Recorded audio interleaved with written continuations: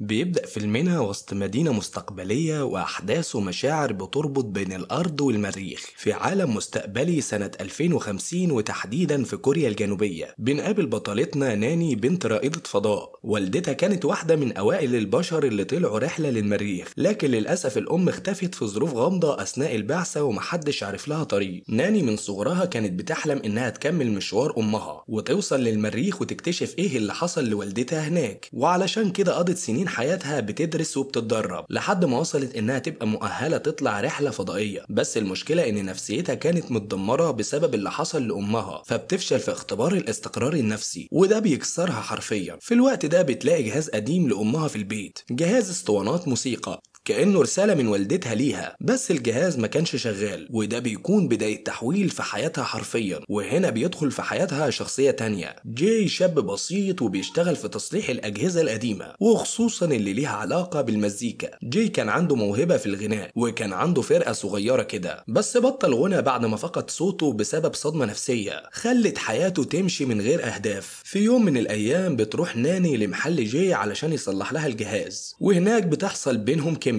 لا مش الكيمياء اللي في المعمل، كيمياء القلوب يا عزيزي. بيبدأوا يتعرفوا على بعض وبيتكلموا عن أحلامهم وجوارحهم، وكل واحد فيهم بيلاقي في التاني حاجة كان مفتقدها. ناني بتبدأ تساعد جاي إنه يرجع للغنى وبيبدأ يواجه خوفه من الفشل، أما هو فبيساعدها تسترجع شريط ذكرياتها مع أمها عن طريق الجهاز بتاع والدتها. بعد كده بنروح لمشهد عاطفي جدا وهم قاعدين تحت أضواء المدينة بيسمعوا مع بعض تسجيلات قديمة بصوت أم ناني، وبتنهار من العياط لكنه بيكون معاها وبيطبطب عليها في لقطة هادية ورومانسية فيها كمية مشاعر رهيبة. بس الحب الحقيقي بيختبرها لما الظروف بتضرب. فجأة وكالة ناسا بتختار ناني إنها تطلع بدل حد في بعثة المريخ الجاية، وبيبقى قدامها القرار الصعب، تكمل مشوار أمها ولا تسيب الحب اللي بدأ ينمو بينها وبين جاي. جاي من ناحيته بيتفاجئ بالخبر جدا وبيبقى مشتت، يخليها تمشي وتعيش حلمها ولا يتمسك بيها لآخر لحظة. بيعيش صراع نفسي صعب جدا، خصوصا إن بدأ يلاقي نفسه تاني معاها وهي رجعت له صوته اللي كان ضايع منه. بيجي آخر يوم قبل الرحلة وبيحصل بينهم مشهد وداع صعب جدا. ناني بتقول له أنا مش هنسى المزيكا بتاعتك أبدا، كانت دايما بتخليني أحس إن مش لوحدي. وجاي بيرد عليها وبيقول لها أنت رجعتي لي صوتي اللي كنت فاكره مات. وبتطلع ناني للرحلة، لكن قبل ما بتطلع بتسيب له نسخة تانية من تسجيل أمها ومعاه شريط جديد عليه أغنية هي اللي كتبتها له، وبيكون هو ده الخيط اللي بيربطهم حتى لو كان بعيد. وفي الآخر بنشوف جاي وهو واقف على المسرح والجمهور قدامه وبيغني أغنيتها وهو باصص للسماء، وبيقول في سره حتى لو بينا ملايين الكيلومترات قلبي دايما هناك وسط النجوم. وبكده بينتهي فيلمنا بين الأرض والمريخ، بين الماضي والمستقبل، بين الحلم والواقع. قصة بتقول لنا إن الحب الحقيقي ممكن يبقى طاقة توصلنا للفضاء، وممكن يبقى صوت يرجعنا للحياة. لو عجبك الملخص ما تنساش تدوس لايك وتشاركه مع أصحابك، واستنوني في ملخص جديد من عالم تاني بنكهة مختلفة. سلام.